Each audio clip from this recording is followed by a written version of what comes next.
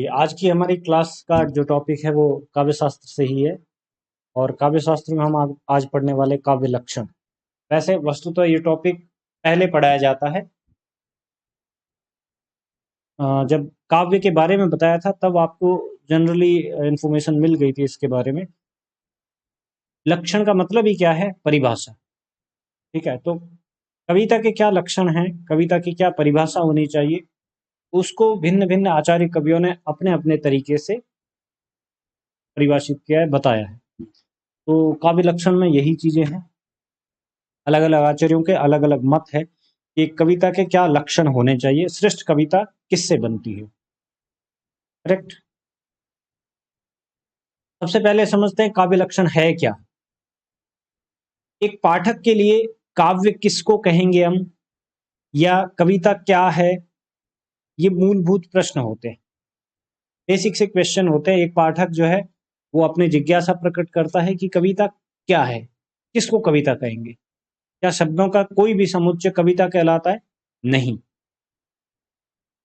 तो फिर किस चीज को कविता कहेंगे, या कविता के क्या लक्षण होने चाहिए, कविता की क्या परिभाषा होनी चाहिए।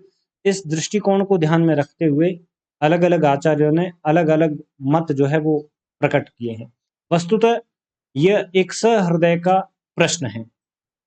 एक आम व्यक्ति, एक सहृदय व्यक्ति जो कविता के बारे में जानना चाहता है, उसका पहला ही प्रश्न यही होता है कि काव्य का मतलब क्या है, कविता किसको कहेंगे।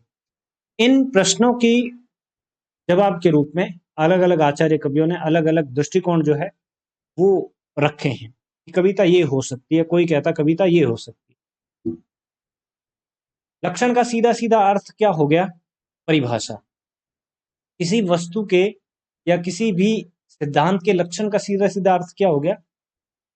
उस सिद्धांत या उस वस्तु की विशेषताएं क्या क्या है, और उन विशेषताओं को ध्यान में रखते हुए उसकी एक परिभाषा गढ़ी जाती है, उसकी एक डेफिनेशन जो है हमारे सामने आती है।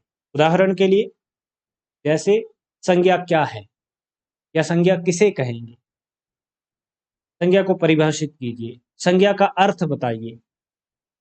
अब इसके जवाब में हमें जो प्रत्युत्तर मिलता है वो ही क्या बन जाती है? उसकी परिभाषा बन जाती है। एक्चुअल में वो उस वस्तु विशेष के या कोई सिद्धांत विशेष के, बात विशेष के मूलभूत लक्षण होते हैं, और उन लक्षणों के आधार पर किसी की परिभाषा तय की जाती है। जैसे मानव क्या है, तो मानव के लक्षण, मानव की मूलभूत विशेषताएं, उन सब के आधार पर ये बताया जाता है कि इस तरीके का एक पुतला है जो मानव कहलाता है, जिसमें पंच तत्वों का समावेश होता है और उसमें एक आत्मा है। करेक्ट। तो लक्षण का सीधा सीधा अर्थ क्या हो गया? परिभाषा। इसका सीधा सा अर्थ हुआ कविता की क्या परिभाषा हो सकती है, काव्य की क्या क्या लक्षण हो सकते हैं, काव्य की क्या क्या विशेषताएं हो सकती है। उन मूलभूत विशेषताओं के आधार पर ही अलग अलग आचार्य कवियों ने अलग अलग काव्य की परिभाषाएं बताई है, और वही काव्य लक्षण है। ज्यादा कंफ्यूज इसमें मत होना है कि लक्षण कोई अलग चीज है और परिभाषा कोई अलग चीज है। परिभाषा लक्षणों पर ही निर्धारित होती है। कोई भी चीज हो, कोई भी बात हो, कोई भी सिद्धांत हो, कोई भी मत हो, कवि के द्वारा जो कार्य संपन्न हो उसे काव्य कहा जाता है। यानी कि कवि का कर्म क्या कहलाता है? काव्य कहलाता है। अब एक विशिष्टता आती है। वो विशिष्टता क्या है? उसके क्या प्रयोजन है, उसके क्या हेतु है। इन सब के आधार पर काव्य तय किया जाता है, साहित्य तय किया जाता है। कविता तो रच दी उसने, लेकिन वो कविता किसके लिए है, कविता का उद्देश्य क्या है, ये तमाम चीजें जो है, कविता किसको प्रभावित करेगी, कविता किसको ध्यान में रख करके लिखी गई है, ये सब चीजें उसे साहित्य का विषय बनाती है, साहित्य बनाती है। कवेरिंदम कार्य भावो वाह, अर्थात कविता क्या है? कवि के द्वारा जो नियत कर्म किया जाता है वही कविता है। अब सिंपल सा, दोनों चीजें एक दूसरे से लिंक है। कवि कौन? जो कविता करता है, जो काव्य की रचना करता है वो कवि है। और कविता क्या है? जो कवि का कर्म है वो कविता है।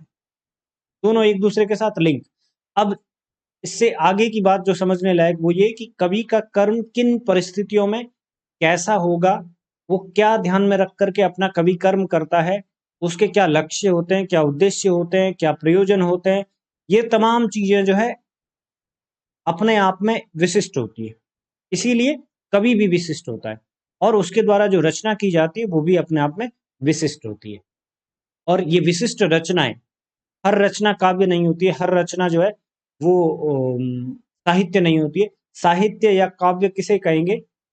जो विशिष्ट उद्देश्यों के द्वारा साथ लिखी गई हो, जिसके कुछ विशिष्ट प्रयोजन हो, जिसके कुछ विशिष्ट हेतु हो, वो रचना साहित्य या काव्य कहलाती है। क्लियर? और इनमें अलग अलग हेतु बताए हैं जो हमने पहले उसके बारे में चर्चा की है।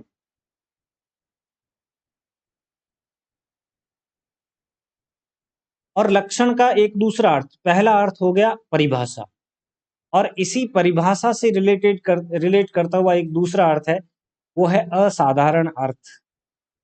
असाधारण अर्थ का मतलब क्या?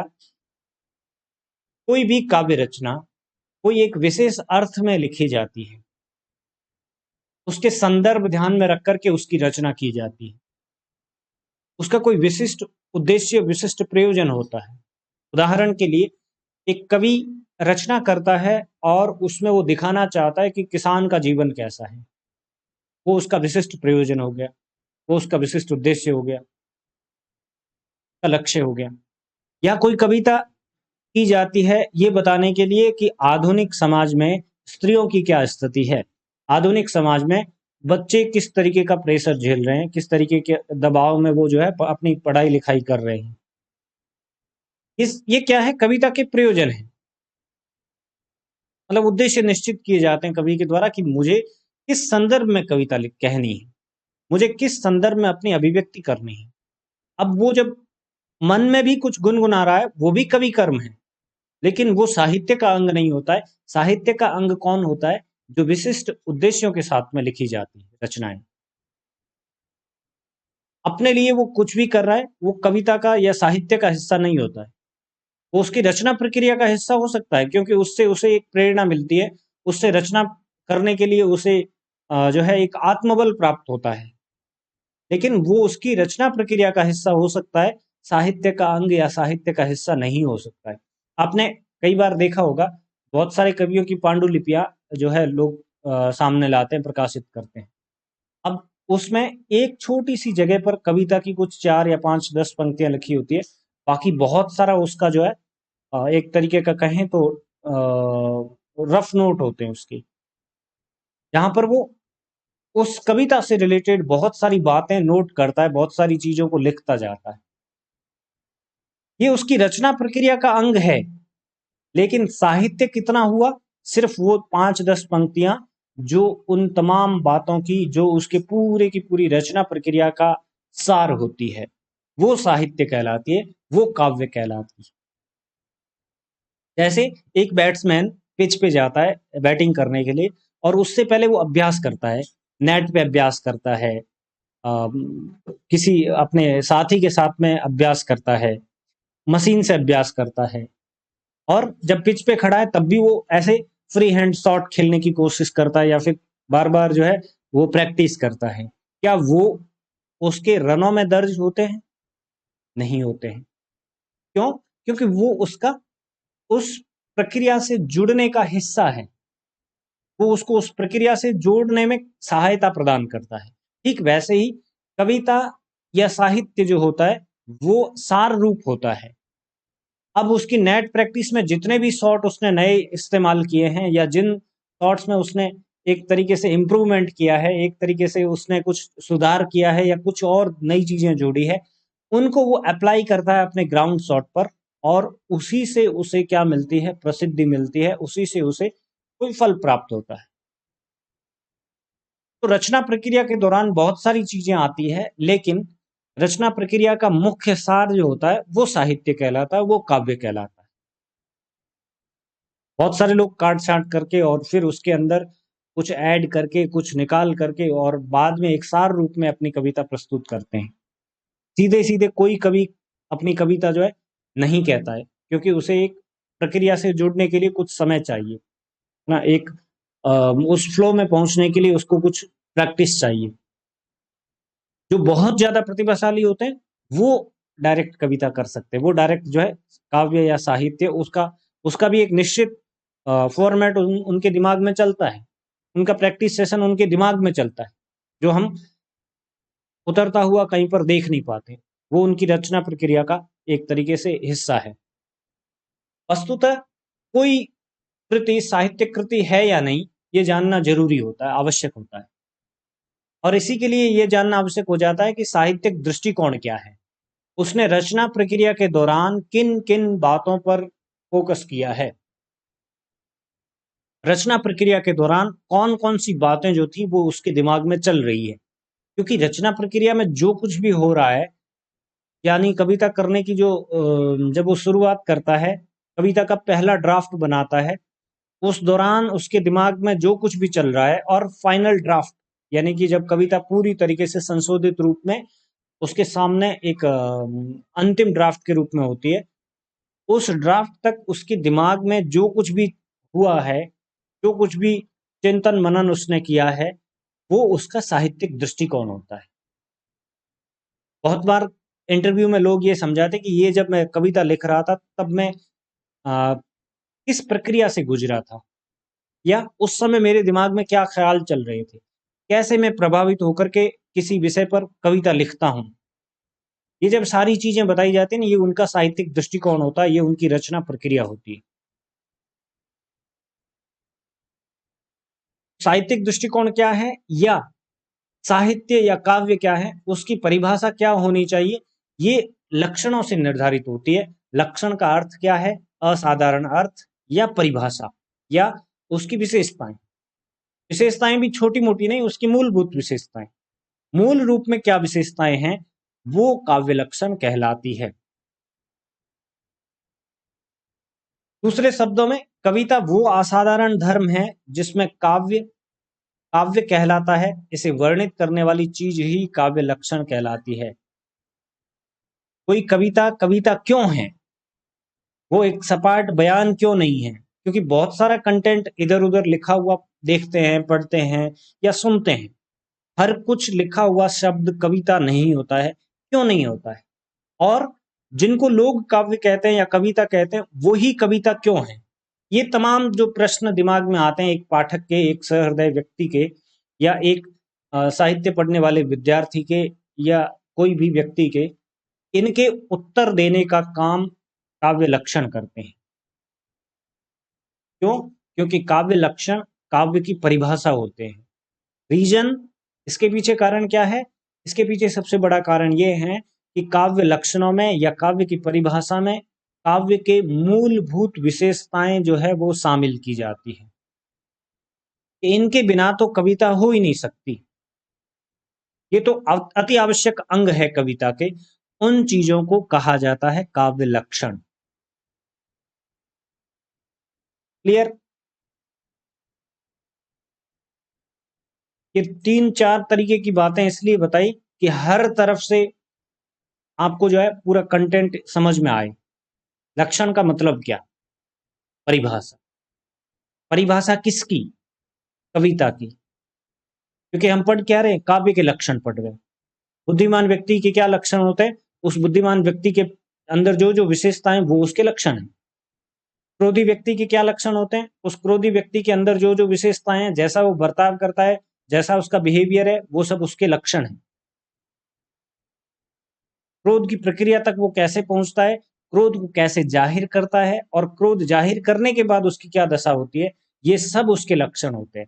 ठीक वैसे ही साहित्यकार काव्य की रचना प्रक्रिया में कैसे रत रहता है, कैसे वो किसी बिंदु पर कविता लिखने के लिए प्रेरित होता है, कैसे वो रचना प्रक्रिया करता है, मतलब कविता लिखता है, कविता लिखने के बाद में उस पर क्या असर होता है, क्या प्रभाव होता है, कैसा महसूस करता है, ये तमाम पूरी की पूरी जो प्रक्रिया है, ये उसकी रचना प्रक्रिया कहलाती है। इस रचना प्रक्रिया में जो चीज निकल के आती है सार रूप में, शुरू से लेकर के अंत तक, इसलिए मैंने एक शब्द इस्तेमाल किया है, first draft to last draft. First draft का मतलब क्या हो गया, जब आप पहली बार कुछ भी कविता या कहानी के रूप में कुछ भी लिखते हैं, तो वो एक तरीके से अध कच्चा कंटेंट होता है, उसमें वो मैच्योरिटी नहीं होती है। उसमें तमाम बातें जो आप कहना चाहते हैं वो नहीं उतर के आती हैं, या कई बार आप अलग ट्रैक पकड़ लेते हैं। बताना कुछ और चाह रहे थे, बता कुछ और रहे हैं, और कहीं और निकल जाते हैं आपके पात्र।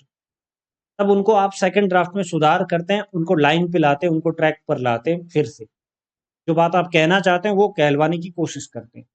हो सकता है दूसरी बार में भी आप असफल हो जाएं, जो बात आप कहना चाहते हैं पूरी तरीके से नहीं उतर के आ रही है, तब आप उसको एक नई प्रक्रिया के तहत एक नए तरीके से तीसरी बार लिखते हैं, तीसरी बार कहते हैं।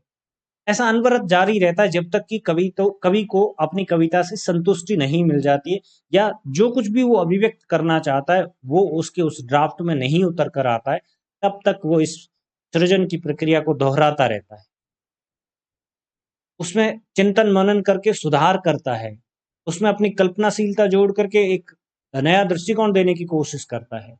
ये जो फर्स्ट से लास्ट ड्राफ्ट तक पूरी की पूरी उसकी दिमाग की स्थिति, उसकी मनस्थिति, उसका अलग अलग रस दशा में पहुंचना, अलग अलग प्रकार के उसके अनुभव, ये सारी की सारी उसकी रचना प्रक्रिया है।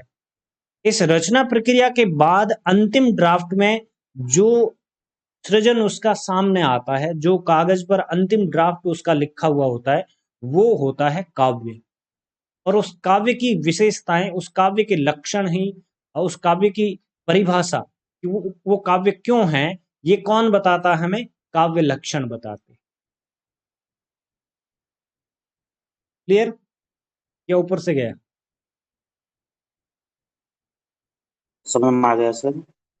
लक्षण मतलब सिंपली विशेषताएं। किसकी विशेषताएं? हम क्या पढ़ रहे हैं? काव्य लक्षण पढ़ रहे हैं। इसका मतलब काव्य की विशेषताएं। कविता कौन सी है, किसको हम कविता कहेंगे, किसको हम कविता नहीं कहेंगे, पहली चीज। दूसरी चीज, कविता की मूलभूत विशेषताएं क्या होती है, बेसिक जो एक तरीके से कविता की जो क्वालिटी है वो क्या होनी चाहिए, किन चीजों की तरफ कवि को ज्यादा ध्यान देना चाहिए, शब्द की तरफ, अर्थ की तरफ, शिल्प की तरफ, भाव की तरफ, किन चीजों की तरफ? ये उसके भाव असाधारण की अर्थ है। तरफ। हाँ, ये उसके असाधारण अर्थ है जो अलग अलग आचार्य कवियों ने अलग अलग तरीके से बताए हैं। कोई कहता है भाव की तरफ ज्यादा ध्यान देना चाहिए, कोई कहता है शब्द की तरफ ध्यान देना चाहिए, कोई कहता है कि अर्थ की तरफ ज्यादा ध्यान देना चाहिए। तमाम अलग अलग आचार्य कवियों ने अपनी अपनी दृष्टिकोण जो है वो प्रस्तुत किए हैं काव्य लक्षणों के माध्यम से। जैसे हमने पहले काव्य हेतु और काव्य प्रयोजनों में अलग अलग आचार्य कवियों को पढ़ा था, ठीक वैसे मेरे हिसाब से अब पूरा क्लियर हो जाना चाहिए। किसी को कोई डाउट है तो अभी पूछ लीजिए। काव्य लक्षण मतलब समझ में आना चाहिए आपको। आगे बढ़े? हाँ सर। चलिए,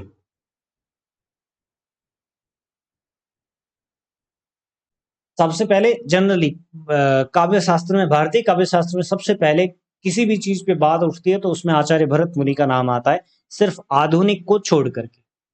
क्योंकि आचार्य भरत मुनि ने पहली बार काव्यांगों की विवेचना की थी, काव्यांगों के बारे में अपने ग्रंथ नाट्य शास्त्र में लोगों को बताया था।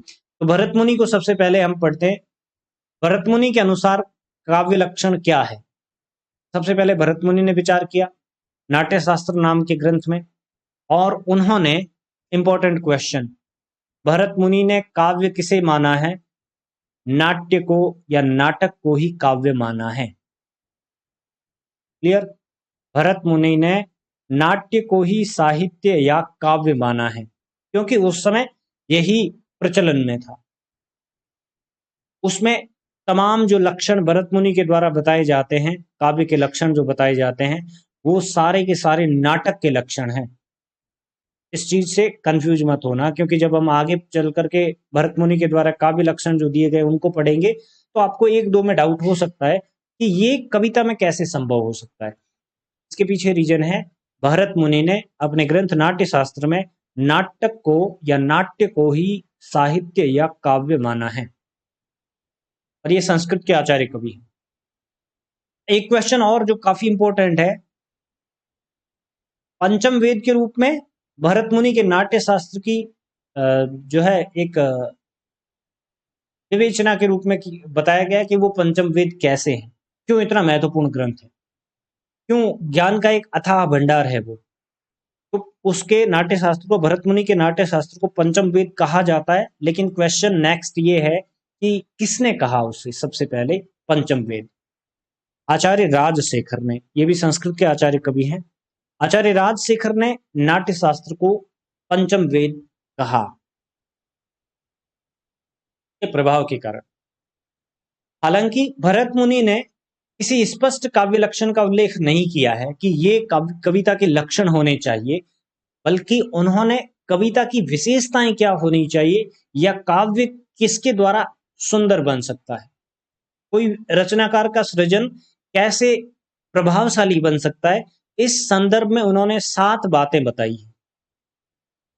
इन 7 बातों के द्वारा कविता के लक्षण प्रकट होते हैं कि इन विशेषताओं को अगर कोई रचनाकार अपनी रचना प्रक्रिया के दौरान इस्तेमाल करता है या ध्यान में रखता है तो उसकी रचना विशिष्ट बनती है, उसकी रचना जो है वो काव्य बनती है, मौलिक सृजन बनती है। तो 7 विशेषताएं भरत मुनि के अनुसार काव्य लक्षण ही हैं।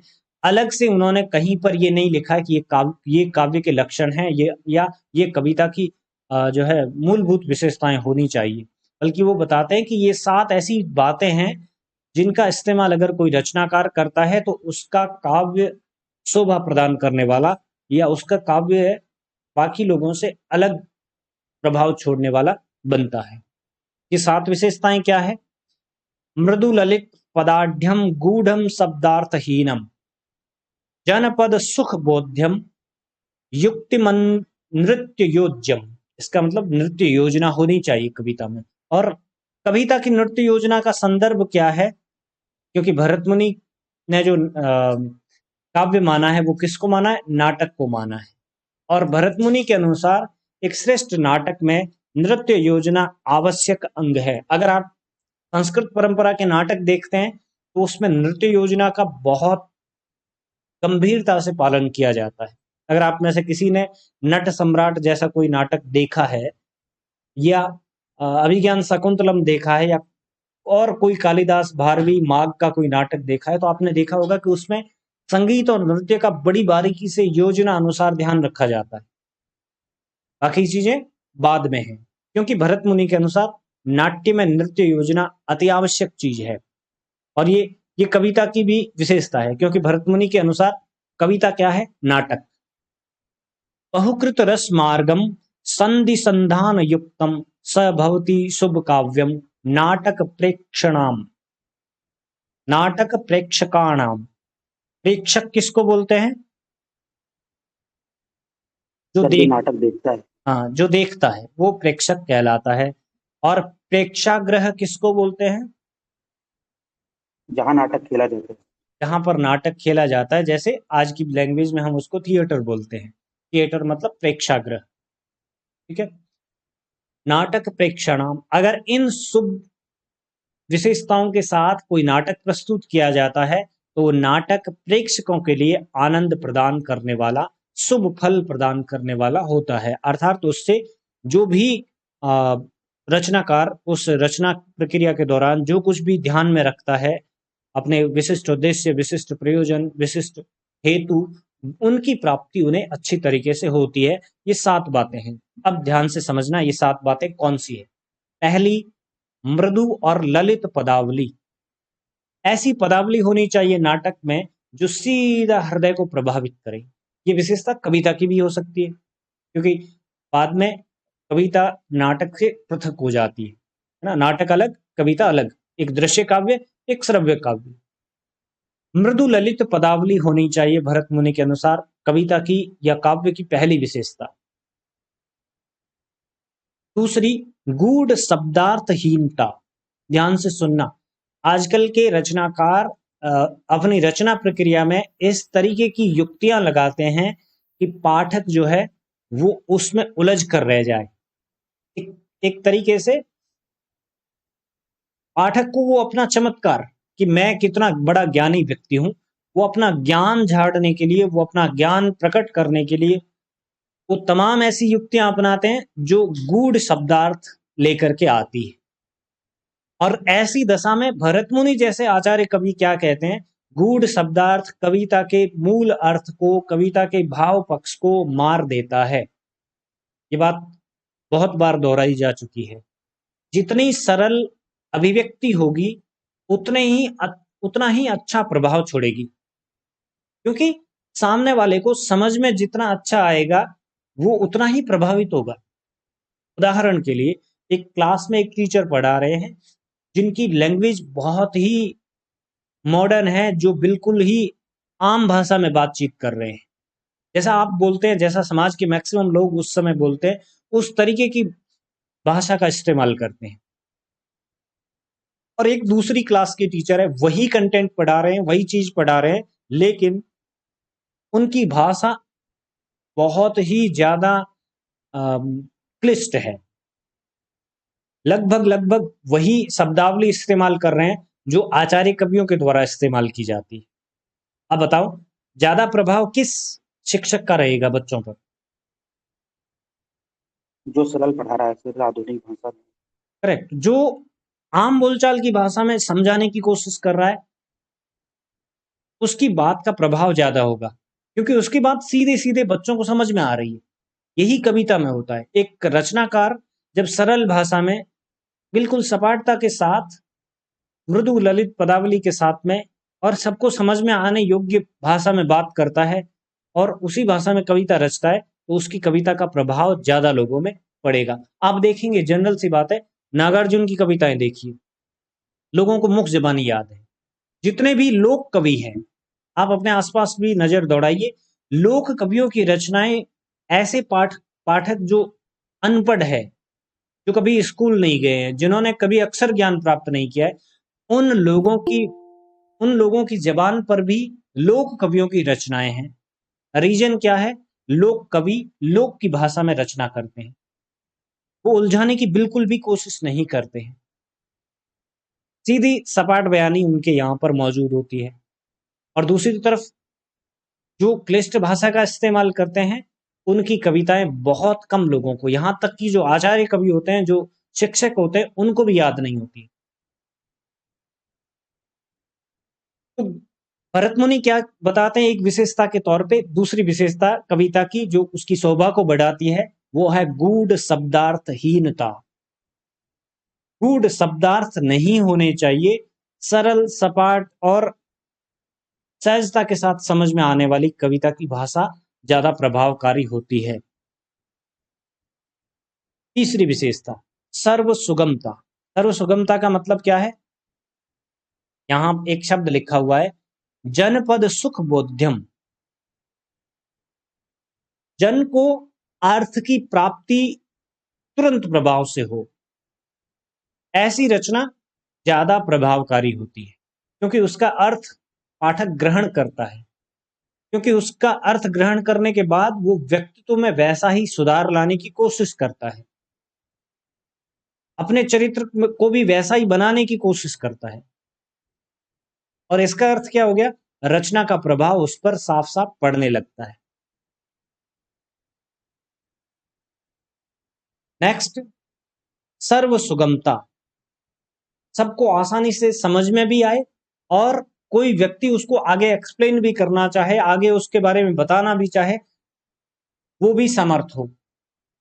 ऐसा नहीं हो कि मैं किसी रचनाकार की रचना को खुद तो कुछ हद तक समझ लेता हूं, लेकिन आगे जब कोई बात समझाने की बात आती है, या फिर कोई ये पूछता है कि इस रचना का क्या अर्थ है, तब मैं वहां पर कुछ बोल नहीं पाता हूं। ऐसी परिस्थितियां भी एक अच्छे रचनाकार के सामने नहीं आनी चाहिए, कि उसकी रचना जो है लोगों के द्वारा आगे से आगे प्रस्तुत नहीं की जा रही है। सुगमता होनी चाहिए, युक्तिमता। और ये सर्व सुगमता नाटक का भी अंग है। देखिए, जो राजदरबार होते थे, उनके पास संसाधन होते थे। हाँ, करेक्ट है, राजदरबारों के पास संसाधन होते थे, और राजकवियों के पास अपने विशिष्ट संसाधन होते थे। उन संसाधनों से अपनी रचना का या अपने नाटक का तो अच्छे तरीके से वो जो है दृश्यांकन कर लेते थे, लोगों के सामने उसका प्रस्तुतिकरण कर देते थे। लेकिन आम वर्ग का व्यक्ति उन नाटकों की प्रस्तुति कर सकने में बिल्कुल भी समर्थ नहीं होता था। इसका सीधा सीधा अर्थ क्या हो गया? उस नाटक की सर्व सुगमता खत्म हो गई है, भंग हो गई है। न संसाधन है, न उस नाटक को अभिव्यक्त करने के, उस नाटक को प्रदर्शित करने की योजना उसके पास में सही ढंग से पहुंचती है। इस वजह से उसकी सुगमता वहीं पर नष्ट हो जाती है। नाटक कैसा होना चाहिए? सर्व सुगम होना चाहिए, सब तक पहुंच सके, ऐसा नाटक होना चाहिए, ऐसी कविता होनी चाहिए। युक्तिमता, एक योजना होनी चाहिए नाटककार के पास, एक रचनाकार के पास। बिना योजना के वो कभी भी अपनी जो है रचना को लोगों के सामने नहीं रख सकता। पहले क्या बोलना है, बाद में क्या बोलना है, मध्य में क्या रखना है, कैसे इसका विस्तार करना है, कैसे रचना में मुझे भाव विस्तार देना है, कैसे मुझे रचना में भाव परिवर्तन करना है, ये सब योजना जितनी अच्छी होगी वो रचना भी उतनी ही प्रभावकारी होगी। उदाहरण के लिए आप तुलसीदास जी की रामचरितमानस को देखिए, कितनी सुंदर योजना के साथ जो है वो अपनी रचना को प्रस्तुत करते हैं। कैसे अलग अलग रसों का प्रयोग करते हैं, कैसे अलग अलग छंदों का प्रयोग करते हैं, कैसे जो है विषय परिवर्तन करने में वो माहिर है। ये युक्तिमता है। मतलब नाटक की योजना क्या है, वो योजना जितनी अच्छी तरीके की होगी उतना ही ज्यादा प्रभाव सामने वाले पर पड़ेगा। आज की आधुनिक फिल्मों को देख लीजिए, वे ऑफ प्रेजेंटेशन वो हम सबसे पहले चेक करते हैं कि प्रस्तुति करने का तरीका कैसा है। एक एक वो रचना जिसको अलग ही तरीके से, मतलब एक सिंपल वे में प्रेजेंट कर दिया, जो बार बार एक प्रेक्षक है देख रहा है, या कविता को उसी सीधे अंदाज में प्रस्तुत कर दिया जिस अंदाज में उसे बार बार पढ़ा गया है, या उस विषय की अन्य कविताएं बार बार पढ़ी गई है। तब जो है पाठक और प्रेक्षक उसमें इंटरेस्ट नहीं लेगा, वो बोर होने लगेगा, क्योंकि बार बार वही चीज उसके सामने उसी अंदाज से प्रस्तुत की जा रही है, तो उसको आनंद नहीं आएगा। अब चीज वही है प्रेम कहानी, लेकिन उस प्रेम कहानी को प्रस्तुत करने का अंदाज अलग है, तरीका अलग है। जैसे असंख्य प्रेम कहानियां संस्कृत में भी है, असंख्य प्रेम कहानियां हिंदी में भी बताई गई है, अलग अलग कविताओं के माध्यम से, अलग अलग विधाओं के माध्यम से। लेकिन उसने कहा था का आप वे ऑफ प्रेजेंटेशन देखिए, उसकी युक्तिमता देखिए, उसका प्रस्तुतिकरण देखिए, वो अपने आप में निराला है, इसलिए उस रचना का प्रभाव भी ज्यादा है। नेक्स्ट है नृत्योपयोग्यता। नृत्य का उपयोग कोई रचना कैसे कर रही है, वो भी एक नाटक की अपनी एक अलग विशेषता होती है, उसकी शोभा बढ़ाती है। ये वस्तुतः नाटक की विशेषता है, जो यहाँ पर भरत मुनि काव्य की विशेषताओं के रूप में प्रस्तुत कर रहे हैं। बहुकृत रस मार्गता, इसका अर्थ क्या हो गया? रस परिवर्तन होना चाहिए। एक ही रस में जब कोई रचना चलती रहेगी, एक ही रस में जब कोई नाटक दर्शकों के सामने मंचित किया जाएगा, तो थोड़ी देर तक तो वो उसमें कंफर्टेबल महसूस करेगा, उसको अजीब नहीं लगेगा। लेकिन जब पूरे ही नाटक में दुख ही दुख, दुख ही दुख, दुख ही दुख बताया जाएगा अंत तक, शुरू से लेकर अंत तक, तब उसको कोई आनंद नहीं प्राप्त होगा, बल्कि हो सकता है कि उस नाटक का या उस रचना का गलत प्रभाव उस पर पड़े। इसलिए रस परिवर्तन कोई भी रचना में आवश्यक है, उसको प्रभावशाली बनाने के लिए। और संधि युक्तता, जुड़ाव होना चाहिए रचना में। एक नाटक में, क्योंकि भिन्न भिन्न अंक होते हैं, भिन्न भिन्न दृश्य होते हैं, ये नाटक के संदर्भ में है, जुड़ाव होना चाहिए। अलग अलग दृश्यों में आपस में एक रूपता दिखनी चाहिए, कि एक मूल बात, एक मूल सार रूप की बात, एक मूल विषय जिसको हर दृश्य, हर अंक जो है वो अपने अंदर समेटा हुआ है। कुछ प्रतीकों के माध्यम से समझाया जा सकता है, या पात्रों के माध्यम से समझाया जा सकता है, या बार बार एक ही संवाद जो दोहराया जाता है अलग अलग अंदाज में, उसके माध्यम से भी कई बार संस्कृत के नाटकों में ऐसा देखने को मिलता है। करेक्ट। उदाहरण के लिए मोहन राकेश का एक नाटक है, मोहन राकेश के 3 नाटक बहुत ज्यादा प्रसिद्ध है। आपने नाटक पढ़ा होगा मोहन राकेश का लहरों के राजहंस। प्रतीक के तौर पर वहां पर हंसों के एक जोड़े को नाटक के शुरू से लेकर के नाटक के अंत तक एक तरीके से प्रस्तुत किया जाता है और अंत में उस जोड़े को वहां से गायब कर दिया जाता है। प्रतीक इस्तेमाल किया है एक रूपता लाने के लिए, संधि युक्तता लाने के लिए। ये आचार्य भरत मुनि के अनुसार नाट्य अर्थात काव्य की 7 प्रमुख विशेषताएं हैं जो उसकी शोभा को अगुणित कर देती है। अगर आप ध्यान से देखेंगे तो यही विशेषताएं क्रमशः एक अच्छी कविता में मौजूद रहती है। अश्वघोष के नाटक सौंदर्यानंद पर आधारित है वो नाटक, और उसमें हंसों के जोड़े और दूसरी तरफ 2 और चरित्र है उसमें, श्वेतांग और श्यामांग। उनके माध्यम से भी वो एक रूपता लाने में पूरी तरीके से सक्षम रहते हैं नाटक में। जिस बात को वो कहना चाहते हैं उस बात की अभिव्यक्ति वो अच्छे से कर पाते।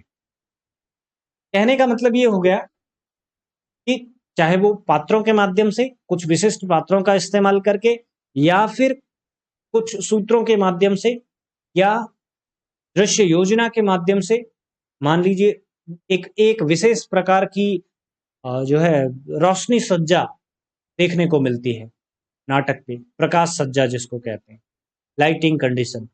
उससे देखने वाले को समझ में आता है कि हाँ क्या जो है क्या किस इफेक्ट को समझाना चाहते हैं। एक सिंपल सा एग्जांपल देता हूँ, ज्यादा अच्छे तरीके से समझ में आएगा। अभी यूट्यूब पे एक वेब सीरीज लॉन्च हुई थी पिछले दिनों, कोटा फैक्ट्री, पिछले दिनों की बात है, लेकिन वो पूरी की पूरी सीरीज ब्लैक एंड व्हाइट चलती है। रीजन क्या है? स्टूडेंट्स की ब्लैक एंड व्हाइट लाइफ को दिखाना उनका पहला मकसद है, इसलिए उन्होंने वो पूरी वेब सीरीज कलर वेरिएंट में ना शूट करके उसको ब्लैक एंड व्हाइट में दिखाया गया है। आपको एक चीज जो है एक रूपता नजर आ गई कि क्या दिखा रहे हैं, स्टूडेंट्स और टीचर्स को दिखा रहे हैं, लेकिन स्टूडेंट्स और टीचर की ब्लैक एंड व्हाइट लाइफ जो वहां पर जाने के बाद हो जाती है या वहां की लाइफ स्टाइल में ऐड होने से हो जाती है, उसको वो अच्छे तरीके से दिखाना चाहते हैं। हाँ करेक्ट, लिंक करना चाहते हैं वो अपने सब्जेक्ट को अपनी बात के साथ में, एक रूपता लाना चाहते हैं। संधि युक्तता यही कहलाती है। करेक्ट। ये आचार्य भरत मुनि द्वारा बताए गए 7 काव्य की विशेषताएं हैं जो बाद के आचार्य कवियों ने स्वीकार की है कि ये काव्य लक्षण है। भरत मुनि ने कहीं पर भी इनको काव्य लक्षण के रूप में नहीं लिखा है। वो कहते हैं ये 7 ऐसी चीजें हैं, ये 7 ऐसी विशेषताएं हैं जो कविता की शोभा को बढ़ाती हैं। और कविता की विशेषताएं, कविता की शोभा बढ़ाने वाली चीजें ही क्या कहलाती है? काव्य लक्षण कहलाती है, सिंपल वे में। सर हाँ जो सर आपने लिखा है बहुकृत रस मार्गता, इसका मतलब सर एक रचना में या एक काव्य में कई रस होने चाहिए, ये मतलब हुआ? करेक्ट। क्यों? देखिए इसके पीछे रीजन क्या है। उस समय अधिकांश रचनाएं, जब संस्कृत का काव्य रचा जा रहा था या भरत मुनि जिस समय अपने आप को काव्य के संदर्भ में देखते हैं, पहचानते हैं और उसकी व्याख्याकार बनते हैं, उस समय ज्यादातर रचनाएं कैसी लिखी जाती थी?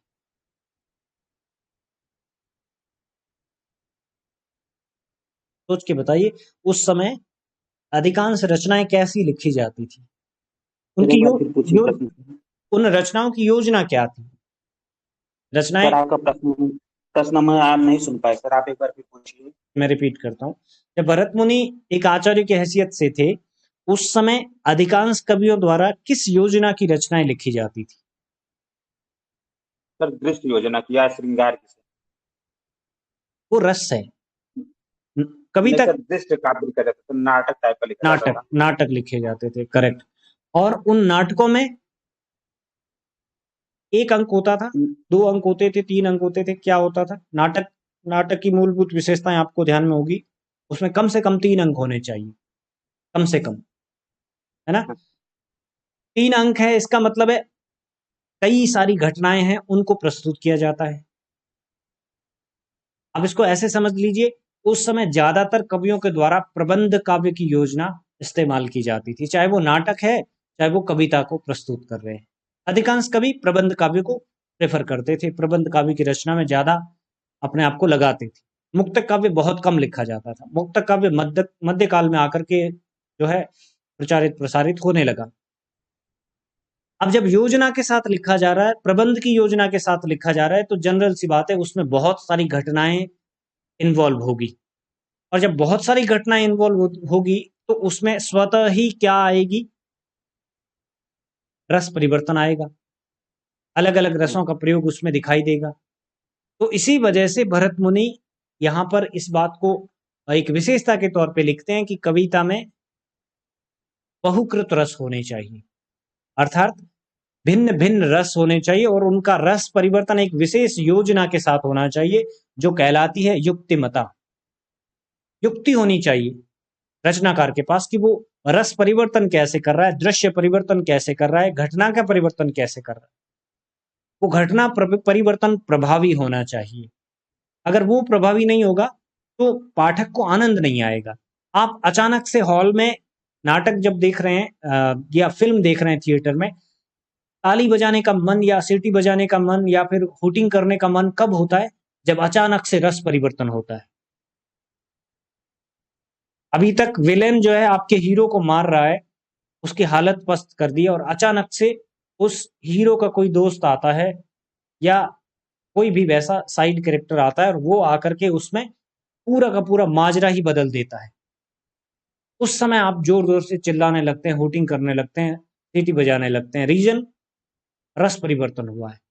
रस परिवर्तन अगर एक योजना के साथ किया जाए तो वो बहुत ज्यादा आनंददायक होता है, और अगर बगैर योजना के प्रस्तुत किया जाए तो वो एक ढीली फिल्म की तरह चलता है। उसका इतना ज्यादा प्रभाव, इतना ज्यादा इम्पैक्ट जो है वो दर्शकों पर या पाठकों पर नहीं होता है। सस्पेंस वाले आप उपन्यास पढ़िए, गोपाल राम गहमरी के ले लीजिए या वृंदावन लाल के ले लीजिए। ये उपन्यास क्यों इतने ज्यादा अट्रैक्ट करते हैं? इसके पीछे रीजन क्या है? अचानक से वहां पर एक योजना के साथ में रस परिवर्तन होता है, और वो रस परिवर्तन, अभी आप बिल्कुल करुणा का अनुभव कर रहे थे या अभी आप बिल्कुल शोक में थे, और अचानक से वो पात्र परिवर्तन होते हैं, अचानक से दृश्य परिवर्तन होता है, अचानक से कहानी का एक नया मोड आता है और आप जो है उत्साह का अनुभव करने लगते हैं, आपके अंदर वीर रस का संचरण होने लगता है। वो प्रभावी है।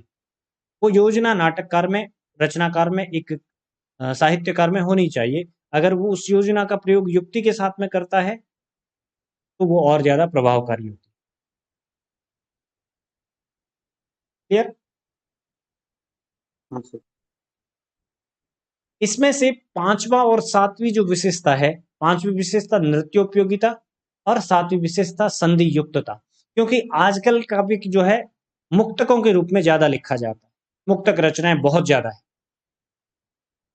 निराला इस चीज को जोर देकर के कहते हैं कि आप में जब तक भाव प्रवाह आपकी रचना में शुरू से लेकर अंत तक नहीं रहेगा, आपकी वो रचना प्रभावी हो ही नहीं सकती। अगर प्रवाह टूट गया तो आपकी रचना का प्रभाव भी टूट गया, पाठक के हृदय से आपकी रचना उतर गई। एक प्रवाह होना चाहिए, एक वो डोरा, एक वो रस्सी है, प्रभाव प्रवाह, जो व्यक्ति को रस में डुबकी लगाकर बाहर आने तक पूरी मदद करती है। अब मान लीजिए अगर आप एक कुएं में डुबकी लगाने के लिए उतरे हैं एक रस्सी का सहारा लेकर के, और वो रस्सी इतनी कमजोर है बीच में से कहीं से कि जैसे ही वो बढ़ती है थोड़ी सी, वो वहां से टूट जाती है, तो आप तो डूब गए। डूब जाने का मतलब आप कट गए उस धागे से, उस रस्सी से। ठीक ऐसा ही निराला के अनुसार कविता में है कि अगर आप एक भाव प्रवाह नहीं रखते हैं और वो भाव प्रवाह आपकी कविता में मौजूद नहीं रहता शुरू से अंत तक, तो आपकी रचना क्या हो जाती है? नष्ट हो जाती है, उसका प्रभाव टूट जाता है। चाहे आप घटनाएं कितनी ही इस्तेमाल करो, वो एक प्रवाह होना चाहिए, वो एक संधि युक्तता होनी चाहिए, एक जुड़ाव होना चाहिए जो हर जगह पर, हर मोड़ में, हर परिस्थिति में पाठक अनुभव करे। ये पहली और सॉरी पांचवी और सातवीं दोनों विशेषताएं विशेष रूप से नाटक के संदर्भ में है, लेकिन कविता में भी अगर इसका प्रयोग किया जाता है तो कोई गलत प्रभाव नहीं पड़ता है। आचार्य भरत मुनि के अनुसार ये काव्य के लक्षण थे। जो 7 विशेषताओं के रूप में, 7 शोभा कारक तत्वों के रूप में वर्णित किए गए नाट्य शास्त्र में। चलिए अब देखते हैं आचार्य भामह के अनुसार। भामह विशिष्ट आचार्य कवि हैं। हर मम्मट और भामह का योगदान काव्य शास्त्र को विकसित करने में बहुत ज्यादा है। भरत मुनि स्थापना करने वाले आचार्य कवियों में है, जो काव्यांग विवेचन की स्थापना करते हैं, उनकी पहली दृष्टि में परिभाषित करने की कोशिश करते हैं, काफी बड़ा काम करते हैं। लेकिन आचार्य भामह और आचार्य मम्मट ऐसे आचार्य हैं जो उनको ज्यादा स्पष्ट करते हैं। काव्य लक्षण का वास्तविक विकास आचार्य भामह से होता है। यहां से एक विकसित परंपरा शुरू होती है जो काव्य लक्षण शब्द का इस्तेमाल करते हैं। उनके अनुसार शब्द और अर्थ का सहभाव क्या है? काव्य है। अर्थात एक रचनाकार शब्दों के द्वारा भी प्रभावित करता है और शब्द में निहित अर्थ के द्वारा भी प्रभावित करता है। एक पाठक 2 बार चौंकता है। तब एक तो जब वो शब्दों को पढ़ता है, अगर शब्दों में चारुता है, अगर शब्दों में वो सौंदर्य है कि सिर्फ शब्दों को सुन करके या शब्दों को पढ़ करके उसके पाठक के हृदय में एक प्रभाव उत्पन्न होता है। पहली दफा वो चमत्कार। दूसरी दफा कब? जब उसे अर्थ समझ में आता है कि अरे वाह, इस रचना का इतना अच्छा अर्थ है, इस बात का इतना गहरा अर्थ निकल के आ रहा है। तो 2 दफा एक पाठक चमत्कृत होता है आचार्य भामह के अनुसार, शब्दों के द्वारा और अर्थ के द्वारा।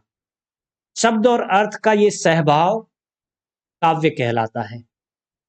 ये आचार्य भामह की परिभाषा है काव्य की, कविता की। शब्दार्थो सहितो काव्यम, शब्द और अर्थ का साहचर्य, शब्द और अर्थ का सहभाव कविता कहलाता है।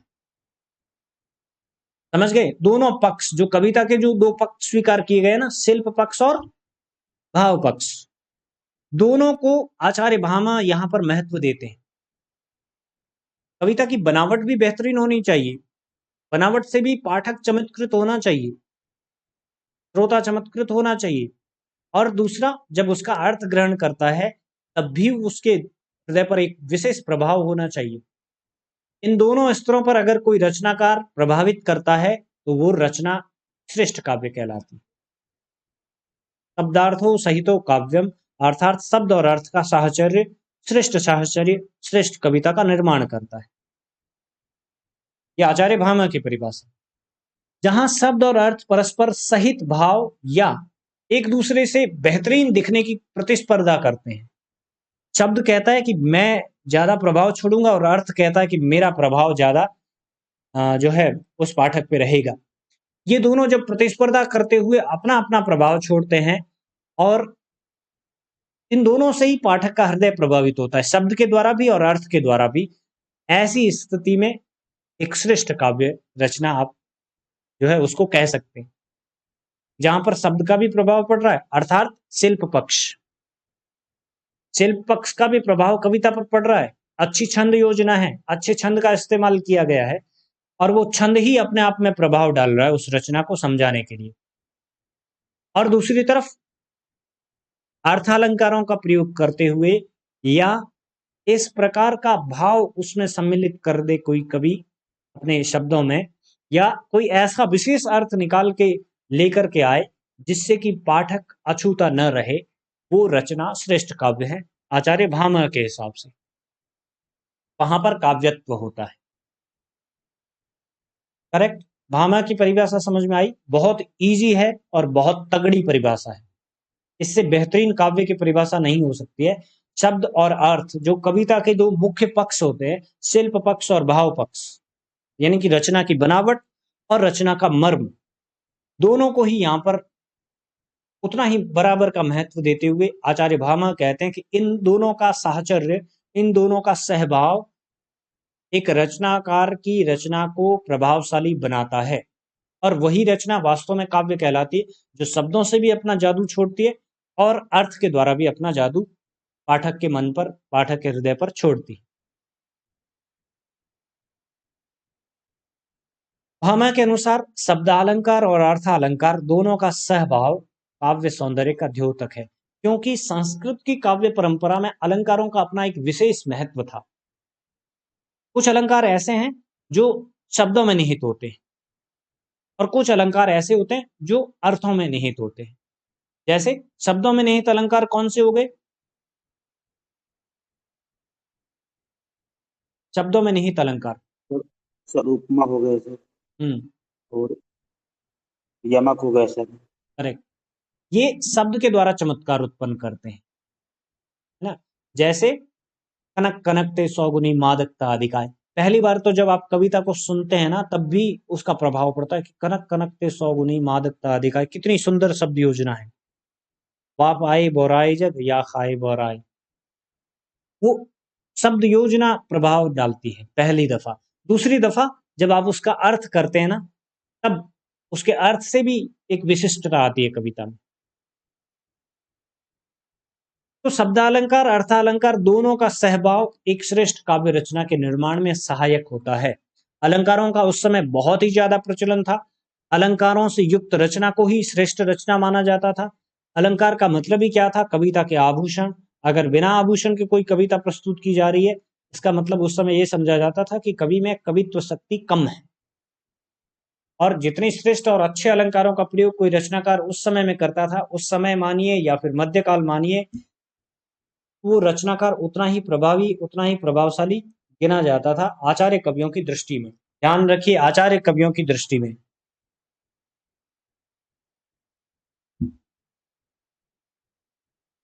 वे शब्द और अर्थ को समान महत्व देते हैं, आचार्य भामह, और दोनों की प्रतिस्पर्धा और दोनों के सामंजस्य की उपयोगिता को भी सिद्ध करते हैं।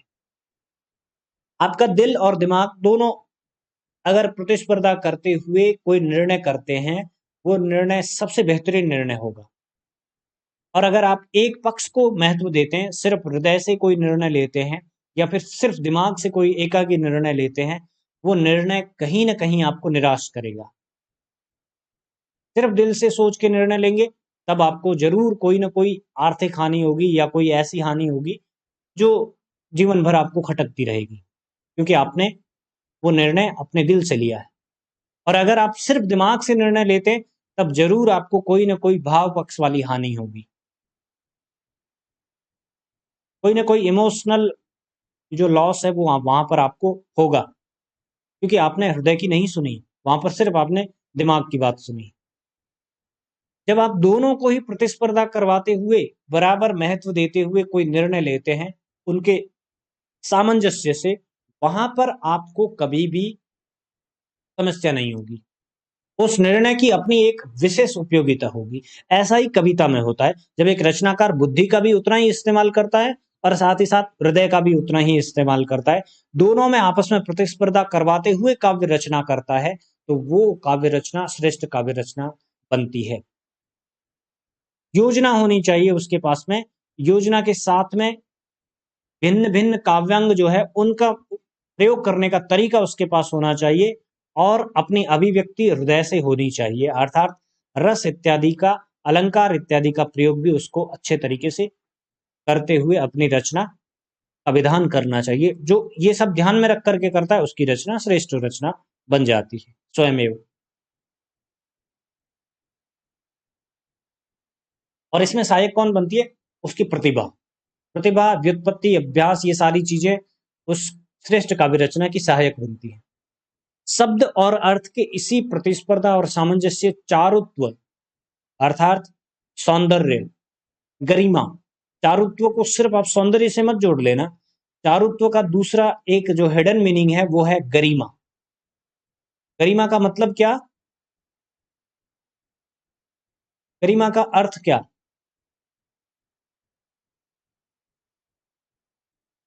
सर शिष्ट। किसी भी चीज को, हाँ। सर किसी भी चीज को या किसी को एक निश्चित मानक से नीचे न आने देना या न आना। करेक्ट।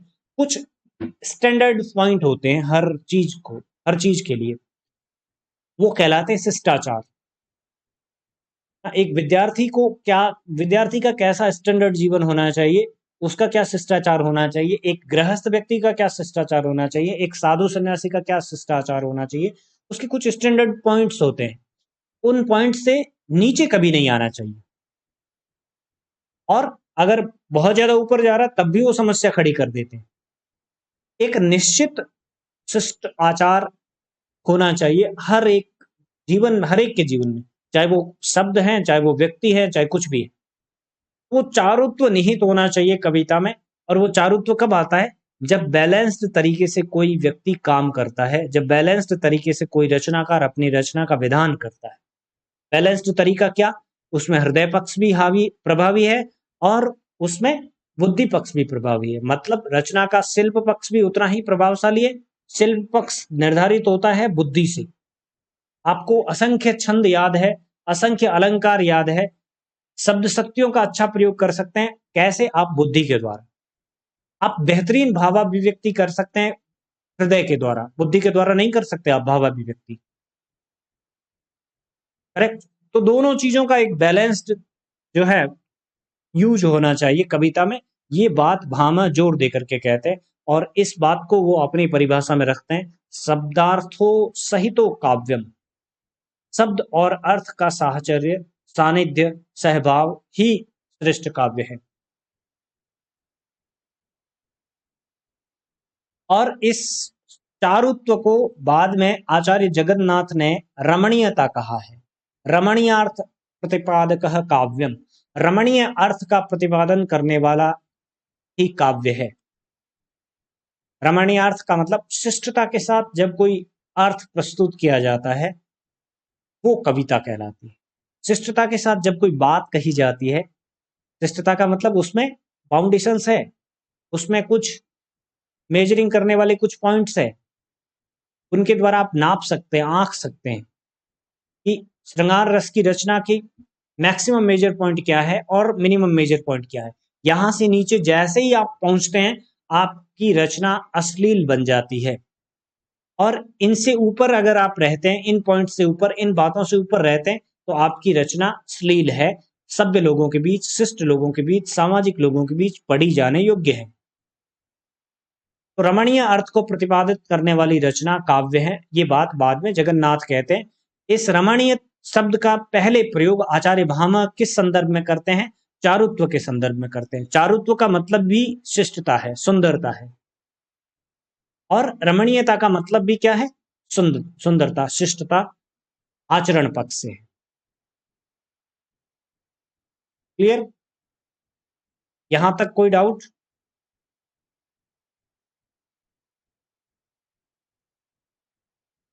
जैसे सर आचार्य चारुत्व होता है चारुत्व। है, चारुत्व होता है तो हाँ, सर किसी के लावण्य से जैसे सर समझा जा सकता है सर। जैसे इस, सर सुंदरता से भी बड़ लावण्य जो होता है सर, हाँ, जैसे सर लावण्य में भी क्या होता है कि सर सुंदरता तो सर सुंदरता का जो उच्चतम शिखर होता है वही लावण्य होता है करेक्ट, सर। मेरी बात करेक्ट, सुनना है। हाँ, हाँ, तो जैसे सर एक होता है, जैसे सर कोई एक महिला या कोई एक औरत है या लड़की है, हाँ, जैसे उसमें सर वो गहना भी पहनी है, हम्म, काजल भी लगाई है, सब कुछ लगाई है, तो उस सर उसको सब जो सम्मिलित प्रभाव होता है वही हम्म, लावण्य होता है। लावण्य मतलब सर अलग अलग आप कोई चीज नहीं कह सकते कि इसका गहना अच्छा है, इसकी आंख अच्छी है, इसकी नाक अच्छी है। जो सर करेक्ट। पूरी सुंदरता मिला के होती है वही लावण्य होता है। हाँ, उसको आप सिंपल वे में कह सकते हैं संयुक्त प्रभाव। हाँ वही सर। सौंदर्य का संयुक्त प्रभाव लावण्य। वही तो वही चारुत्व है। चारुत्व का मतलब भी क्या? सुंदरता। वही सर, ओके। जिसको बाद में रमणीय कहा है। देखो रमणीय का भी प्रयोग किया जाता है श्रृंगार रस में, खूब खूब ज्यादा। बहुत बार आपने सुना होगा उद्यान रमणीय था। रमणीय था इसका मतलब वही चीज, वो अपने हाईएस्ट सुंदरता पे था, अधिकतम जो उच्चांक है उन तक पहुंच रहा है वो, तभी वो रमणीय है। कि उसमें हर व्यक्ति का मन रम जाता है, तभी वो रमणीय है। रमणीयता, चारुत्व, शिष्टता, ये लावण्यता, ये सब लगभग एक जैसे शब्द हैं। इसके बाद आचार्य रुद्रट भी शब्द और अर्थ दोनों को ही काव्य मानते हैं कि शब्द और अर्थ का संयुक्त प्रभाव ही काव्य है। ननु शब्दार्थो काव्यम, अर्थात शब्द और अर्थ के अलावा काव्य कुछ नहीं। बात वही, शब्दार्थो सहित हो काव्यम। बात को कहने का तरीका अलग है। कान चाहे आप इधर से पकड़े, चाहे घूम फिर के इधर से पकड़े, आप पकड़ कान ही रहे हैं, वो वाला ही जो पहले वाले व्यक्ति ने पकड़ा है। शब्द, ननु शब्दार्थो काव्यम मतलब शब्द और अर्थ के बिना काव्य नहीं है। अर्थात आपको काव्य रचना करने के लिए शब्द और अर्थ की तरफ ध्यान देना पड़ेगा। शब्द और अर्थ की तरफ ध्यान देने का सीधा सीधा अर्थ क्या हो गया, आपको शिल्प और भाव पक्ष दोनों को ही मजबूत बनाना पड़ेगा, दोनों को ही मद्देनजर रखते हुए आपको काव्य रचना करनी पड़ेगी। बिना इसके काव्य रचना का कोई औचित्य नहीं है, आप रचना कर ही नहीं सकते जब आप शब्द और अर्थ का ध्यान नहीं रखते हैं तब। क्लियर? ये परिभाषाएं रट लीजिएगा, कहीं पे नोट करके आगे सिर्फ सिंपल सा रुद्रट लिख लीजिए, ठीक है। शब्दार्थो सहितो काव्यम भामह लिख लीजिए, बस ऐसा करके अपने टेबल के सामने चिपका लीजिए। श्योर एंड शॉर्ट इन परिभाषाओं में से 3-4 क्वेश्चन पक्के हैं। सर ननु शब्दार्थों काव्यों का एक बार फिर अर्थ बता दीजिए सर। शब्द और अर्थ के अतिरिक्त काव्य कुछ नहीं है। बात वही हो गई, शब्दार्थों सहितो काव्यम, शब्द और अर्थ का साहित्य समुच्चय, शब्द और अर्थ का सहभाव, शब्द और अर्थ का साहचर्य काव्य है। इस बात को उसने अलग तरीके से कहा है सिर्फ। ननु शब्दार्थो काव्यम, अर्थात शब्द और अर्थ के अलावा अतिरिक्त काव्य कुछ नहीं है। काव्य किसको माना है? शब्द और अर्थ को माना है। शब्द और अर्थ के साहचर्य से कविता बनती है, ये बात आचार्य रुद्रट कहते हैं। बस परिभाषा में एक शब्द इस्तेमाल किया, वहां पर भामा कहते हैं सहितो काव्यम, अर्थात शब्द और अर्थ का साहचर्य काव्य है। यहां पर कहते हैं कि शब्द और अर्थ अगर नहीं है तो रचना काव्य नहीं है। अर्थात कविता में शिल्प पक्ष और भाव पक्ष दोनों को बराबरी महत्व दिया जाता है, दोनों पर ही प्रभावशाली तरीके से काम किया जाता है, तभी एक अच्छी रचना बन सकती है। करेक्ट? और जगन्नाथ की परिभाषा क्या बताई? रमणीयार्थ प्रतिपादक शब्द काव्यम, रमणीय अर्थ को प्रतिपादित करने वाले शब्द काव्य हैं। ध्यान से सुनना, रमणीयार्थ अर्थ आया, शब्द काव्यम, काव्य से पहले क्या आया? शब्द। मतलब क्या हो गया? शब्द और अर्थ वहां पर भी मौजूद है। रमणीयार्थ प्रतिपादक काव्यम, रमणीय अर्थ को प्रतिपादित करने वाले शब्द क्या है? काव्य है। शब्द है, अर्थ है, दोनों चीजें वहां पर भी मौजूद है, बस उसको अलग अलग तरीके से कहा है तीनों लोगों ने। आचार्य भामा ने भी शब्द और अर्थ के साहचर्य को काव्य कहा है, आचार्य जगन्नाथ ने, पंडित राज जगन्नाथ ने भी रमणीय अर्थ को प्रतिपादित करने वाले शब्द को काव्य कहा है। शब्द और अर्थ जगन्नाथ की यहां पर भी है। आचार्य रुद्रट इसी बात को थोड़ा घुमा फिरा के कहते हैं, ननु शब्दार्थो काव्यम, अर्थात शब्द और अर्थ के अतिरिक्त काव्य कुछ नहीं। बातें तीनों की वही है, तीनों में एक कॉमन चीज है, शब्द और अर्थ। और इस बीच में जगन्नाथ और भामा एक चीज जोड़ देते हैं, और वो है चारुत्व। भामा चारुत्व कहते हैं उसको, और जगन्नाथ उसको रमणीय कहते हैं। दोनों का अर्थ एक ही है, शिष्टता, आचरण। कविता प्रस्तुत करने का एक मेजरमेंट होना चाहिए। अगर उस मेजरमेंट से कविता बाहर जा रही है, इसका मतलब कविता जो है कविता की श्रेणी से बाहर निकल रही है। वो मेजरमेंट क्या है? शिष्टता का है। एक सभ्य समाज में कविता पढ़ने योग्य है कि नहीं है, वो रमणीय है। पढ़ने योग्य है तो वो रमणीय अर्थ का प्रतिपादन कर रही है, पढ़ने योग्य नहीं है इसका मतलब रमणीय अर्थ का प्रतिपादन नहीं कर रही है।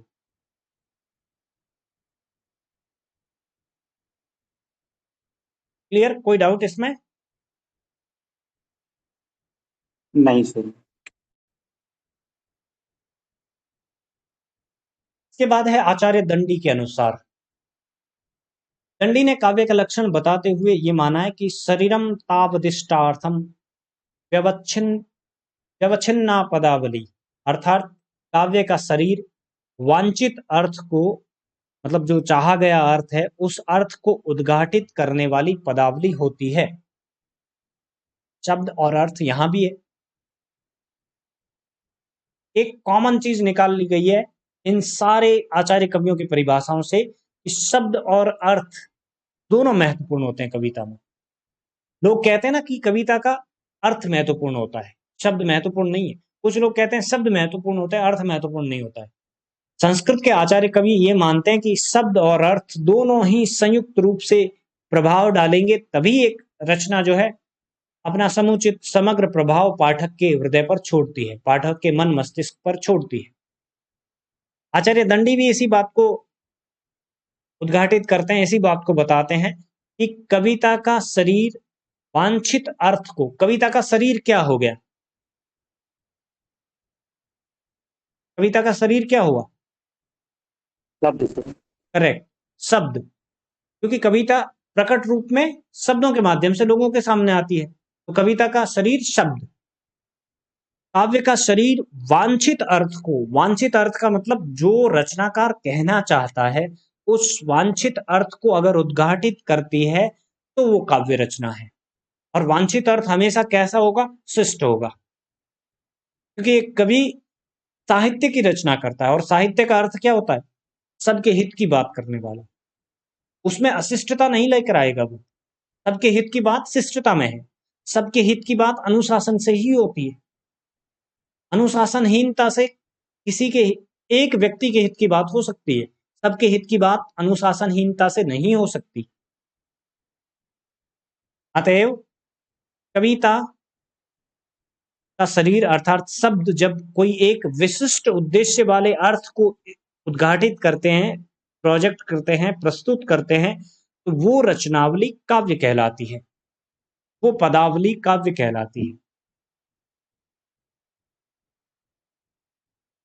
शरीरम तावदिष्टार्थ, दिष्टार्थ अर्थ को, यानी कि जो अर्थ सोचा गया है रचनाकार के द्वारा, उस रचनाकार के अर्थ को जब कोई कविता का शरीर अर्थात शब्द, कविता का शरीर शब्द, क्योंकि कविता किस रूप में हमें सामने आती है? शब्दों के रूप में।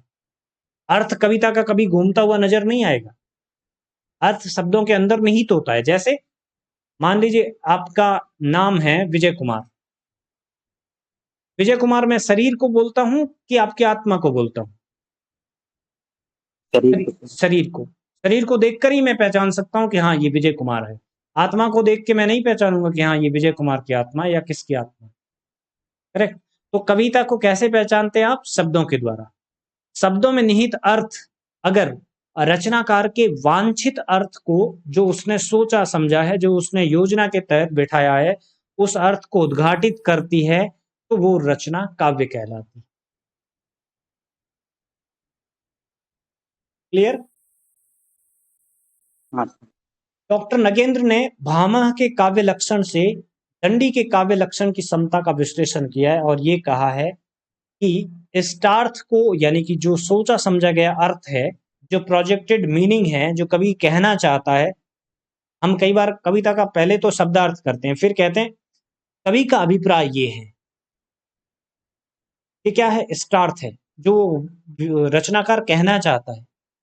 रचनाकार कहना चाहता है या अभिप्राय ये है या भावार्थ ये है। जब हम ये वाले शब्द इस्तेमाल करते हैं ना, इसका मतलब हम इष्टार्थ को ही प्रस्तुत कर रहे हैं।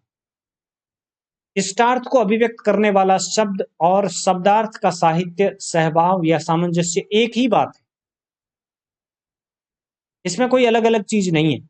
ये इष्टार्थ को अभिव्यक्त करने वाला शब्द, शब्दार्थ, शब्दार्थो सहितो काव्यम, ये परिभाषा भी बोली गई ना भामह के द्वारा। या सहितो का मतलब सहभाव, शब्द और अर्थ का सहभाव, शब्द और अर्थ का सामंजस्य, ये एक ही बात है, कोई अलग बात नहीं है। इष्टार्थ का मतलब युक्ति युक्त तरीके से जो बात वो अपने शब्दों के माध्यम से कहना चाहता है, वही इष्टार्थ होती है, वही अभिप्राय होती है, वही शब्द और अर्थ का सामंजस्य होती है, वही शब्द और अर्थ का सहभाव होती है। एक ही बात है। इस बात को कहने का तरीका अलग अलग है। आचार्य दंडी ने उसको इष्टार्थ कहा है, आचार्य भामह ने उसको सहभाव कहा है। शब्दार्थो सहितो, सहितो का मतलब सहभाव, सामंजस्य। आचार्य भामह उसको सहभाव या सामंजस्य कह देते। ये नगेंद्र स्पष्ट करते हैं कि इनका अर्थ एक ही है, क्योंकि कोई शब्द इष्ट अर्थ की अभिव्यक्ति तभी कर सकता है जब शब्द और अर्थ में पूरी तरीके से सामंजस्य हो। अगर शब्द और अर्थ में सामंजस्य नहीं होगा तो क्या अभिप्राय स्पष्ट होगा? नहीं होगा। अभिप्राय स्पष्ट कब होता है? जब शब्द और अर्थ में सामंजस्य हो। जो बात शब्द कहना चाहता है, जो अर्थ शब्द प्रस्तुत करना चाहता है, वही अगर निकल के आ रहा है अर्थ, तभी उस बात में पूर्णता है, अन्यथा नहीं।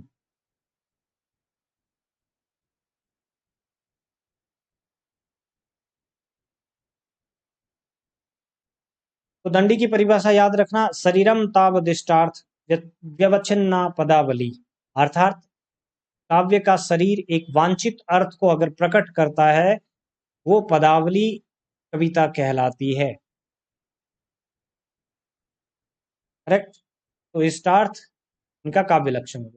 आचार्य वामन के अनुसार, वामन रीति को महत्वपूर्ण मानते हैं, रीति को ही काव्य की आत्मा मानते हैं। रीतिरात्मा काव्यस्य, अर्थात रीति ही काव्य की आत्मा है। काव्य का कोई इन्होंने स्वतंत्र रूप से लक्षण नहीं दिया है, किंतु रीति वर्णन में उनके विचार उपलब्ध होते हैं कि रीति का मतलब क्या। पहले भी हम इस चीज पे बात कर चुके हैं। हमने कविता के गुण पढ़े हैं। गुण मतलब विशेषताएं, और वो विशेषताएं क्या होती है? लक्षण होते हैं। वो लक्षण क्या बनते हैं? परिभाषा बनते हैं। ये एक तरीके से एक कंटिन्यू प्रोसेस होता है, उसी को हम कंटिन्यू वे में पढ़ रहे हैं। कुछ लोग काव्य लक्षण पहले पढ़ लेते हैं, काव्य गुण बाद में पढ़ते हैं। हम काव्य लक्षण बाद में पढ़ रहे हैं, काव्य गुण पहले पढ़ लिए हैं। बात वही है। आप चाहे इधर से घूम के आओ, चाहे इधर से घूम के जाओ, जाना आपको एक ही जगह पर है। तो आचार्य वामन कोई अलग से लक्षण नहीं देते हैं, लेकिन वो रीति को स्पष्ट करते हैं। रीति मतलब तरीका। जब हम प्रसाद गुण, ओज गुण, माधुर्य गुण पढ़ रहे थे, उस समय साथ ही साथ आपको 3 रीतियां बताई थी, वैदर्भी, गौड़ी, पांचाली। और ये तीनों ही चीजें किससे संबंध रखती है? गुण किससे संबंध रखते हैं? भाव से। गुण किससे संबंध रखते हैं? भाव से। और एक रीति में एक विशिष्ट भाव होता है, ये पहले स्पष्ट हो गया। एक रीति में एक स्पष्ट भाव होता है। कुछ माधुर्य होता है, किसी रीति में माधुर्य गुण होता है, किसी रीति में प्रसाद गुण होता है, किसी रीति में ओज गुण होता है। और एक रचनाकार विशिष्ट रीति का पालन करता है, क्योंकि उसे विशिष्ट प्रकार की रचना करनी है। जैसे दरबारी साहित्य लिखने वाला कवि गौड़ी रीति का पालन करेगा। श्रृंगारिक साहित्य लिखने वाला व्यक्ति जो दरबार में रहे, चाहे स्वतंत्र रूप से लिखे, वो अलग रीति का पालन करेगा। कुल मिलाकर रीति कविता के भाव पर आधारित होती है, जैसे गुण कविता के भाव पर आधारित होता है। गुण और रीति एक दूसरे से जुड़ी हुई चीजें हैं। तो आचार्य वामन रीति को जब परिभाषित करते हैं, रीति के बारे में बताते हैं, तो वो ये बता देते हैं कि रीति ही कविता की आत्मा है। अर्थात किसी रचना के गुण, किसी रचना की विशिष्टता होते हैं। ये सिंपल सा फैक्टर है कि किसी व्यक्ति के गुण ही उस व्यक्ति की विशिष्टताएं हैं, तो बताने की कोई आवश्यकता नहीं है। उनके अनुसार सौंदर्य के कारण काव्य ग्राह्य होता है। किसके कारण? सौंदर्य के कारण। और ये सौंदर्य किसके द्वारा आता है कविता में? अलंकारों के द्वारा। जैसे एक नायिका में, एक युवती में सौंदर्य किसके कारण आता है? उसका नैसर्गिक सौंदर्य, उसका प्राकृतिक सौंदर्य तो है ही है, लेकिन उस प्राकृतिक सौंदर्य को और कौन बढ़ा करके प्रस्तुत करता है? उसके आभूषण, उसकी रूप सज्जा। तो कविता में भी अलंकार और उसकी रूप सज्जा उसके सौंदर्य को बढ़ाते हैं, उसकी शोभा को कई गुना बढ़ा देते हैं। सौंदर्य के कारण कविता ज्यादा प्रभावशाली होती है। और सौंदर्य किससे आता है कविता में? अलंकारों से आता है। अब जो अभी तक हमने बातें पढ़ी है, उन बातों को एक तरफ रखिए। कविता शब्द और अर्थ का साहचर्य है। और अब आप आचार्य वामन की जो युक्ति है उससे परिचित हो गए होंगे मेरे हिसाब से। वामन भी अलंकार तक लाकर के बात को छोड़ देते हैं। अलंकार कितने प्रकार के होते हैं? 2 सर। करेक्ट। कौन कौन से? शब्द और अर्थ। बात वहीं तक पहुंच गई। शब्द और अर्थ, ये कविता के 2 मुख्य लक्षण हैं, क्योंकि आपको अलंकार इस्तेमाल करने पड़ेंगे। वजह, काव्य को सौंदर्यपूर्ण बनाना है। क्योंकि वामन क्या कहते हैं कि सौंदर्यपूर्ण कविता ज्यादा प्रभावशाली होती है। सौंदर्यपूर्ण बनाने के लिए आपको शब्द पर भी मेहनत करनी पड़ेगी, अर्थ पर भी मेहनत करनी पड़ेगी। यानी कि उसका शिल्प पक्ष भी अच्छा बनाना पड़ेगा, उसका भाव पक्ष भी आपको अच्छा बनाना पड़ेगा। घूम फिर के बात वहीं आ गई जो आचार्य भामा ने कही है, शब्दार्थो सहितो काव्यम। क्लियर? तो वही दो चीजों के आसपास बात घूम रही है, उसको प्रेजेंट करने के तरीके अलग अलग हैं। शब्द और अर्थ दोनों ही जो है एक कविता को अच्छा बना सकते हैं। क्या लिखते हैं आचार्य वामन? काव्यम ग्राह्यम अलंकारात सौंदर्यम अलंकारा। अर्थात काव्य ग्राह्य होता है सौंदर्य से, और सौंदर्य कैसे आता है कविता में? अलंकारों से। क्लियर? अलंकारों का प्रयोग करने के लिए आपको शब्द और अर्थ दोनों पर मेहनत करनी पड़ेगी। शब्द और अर्थ का साहचर्य, शब्द और अर्थ का युक्ति युक्त तरीके से इस्तेमाल करना कविता कहलाता है। ये बात बहुत पहले आचार्य भामा कह चुके हैं, बस इसको प्रेजेंट करने का तरीका अलग है, एक वे ऑफ प्रेजेंटेशन अलग है बस। काव्य में सौंदर्य पर ये परिभाषाएं आपको ऐसे ही याद रखनी पड़ेगी, क्योंकि ये इनकी दी हुई परिभाषाएं हैं, मौलिक है ये। काव्य में सौंदर्य दोषों से त्याग और गुणों के ग्रहण के कारण उत्पन्न होता है। दोष कविता त्यागेगी तभी उसके अंदर गुणों का समावेश होगा। जितने ज्यादा गुण होंगे कविता में, जितनी ज्यादा विशिष्टता होगी कविता में, जितनी ज्यादा सौंदर्यता होगी, जितनी ज्यादा चारुता होगी कविता में, उसका प्रभाव भी उतने ही अच्छे तरीके से पड़ेगा। ये गुण और अलंकार से युक्त शब्दार्थ को ही कविता कहते हैं। काव्यम ग्राह्यम अलंकारात, कि अगर कविता अलंकारों को ग्रहण करती है तो वो सुंदर कविता बन जाती है। और सौंदर्यम अलंकारा, अलंकार क्या है?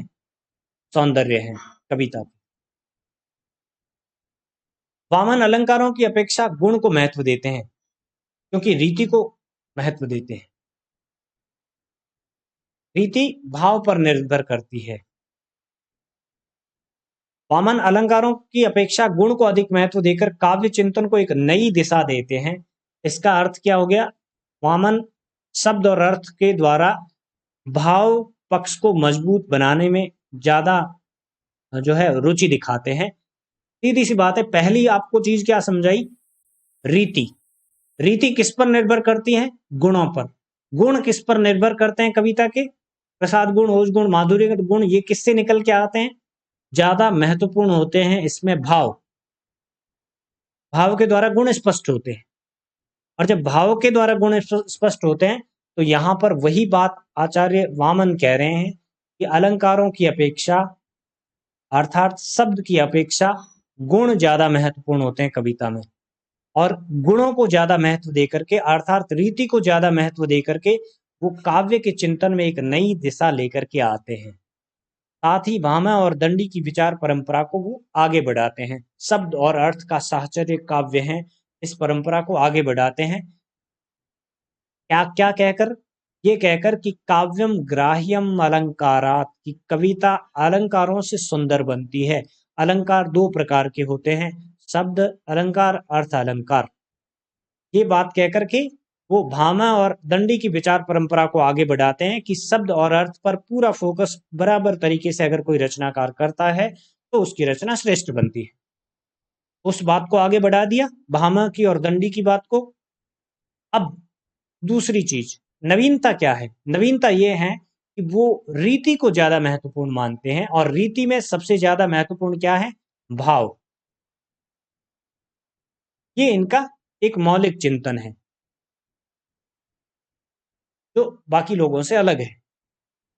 वो आचार्य दंडी की और भामा की बात को तो आगे बढ़ा ही रहे हैं कि शब्द और अर्थ का सही समुच्चय, शब्द और अर्थ का साहचर्य कविता को जो है प्रभावशाली बनाता है। ये बात तो वो कह देते हैं। साथ ही साथ दूसरी बात, वो रीतिरात्मा काव्य से, अर्थात रीति ही काव्य की आत्मा है, अर्थात कविता का भाव पक्ष ही उसकी आत्मा होती है।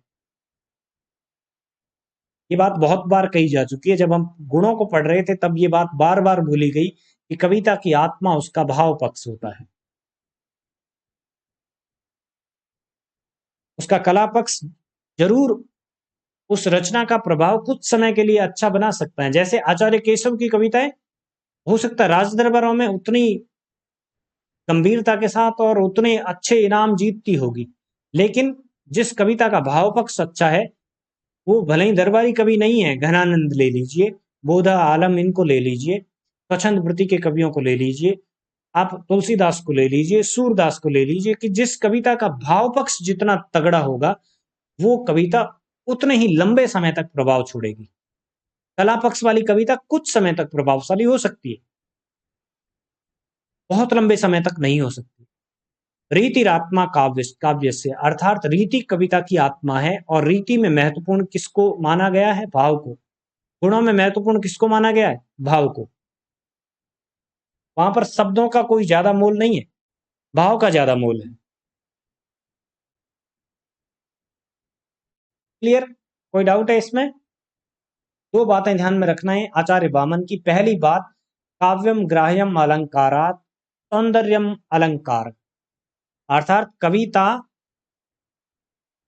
जो कविता अलंकारों को ग्रहण करती है वो अच्छी कविता होती है। और अलंकार क्या है? काव्य के सौंदर्य पक्ष है। कैसे अलंकार होते हैं? शब्द के द्वारा भी होते हैं, अर्थ के द्वारा भी कविता में आते हैं। अर्थात आचार्य भामा और दंडी की बात को सही साबित करते हुए उस परंपरा को आगे बढ़ाते हुए कहते हैं कि शब्द और अर्थ के द्वारा एक अच्छी और प्रभावी कविता की जा सकती है। फिर एक नया मौलिक चिंतन अपना क्या रखते हैं? वो ये रखते हैं कि रीति आत्मा काव्यस्य, अर्थात रीति ही कविता की आत्मा है। वो ये बात भी कहते हैं, और ये बात कहकर के कविता के भाव पक्ष को ज्यादा महत्वपूर्ण मानते हैं, गुणों को ज्यादा महत्व देते हैं। प्रसाद गुण, ओज गुण, माधुर्य गुण, इनको ज्यादा महत्वपूर्ण देते हैं। ये कविता में ज्यादा प्रभावशाली होते हैं, इनके द्वारा कविता ज्यादा जो है कालजयी रचना बन सकती है। मेरे हिसाब से क्लियर है। अगर आपको डाउट है इसमें कोई, तो फिर क्वेश्चन रखिए।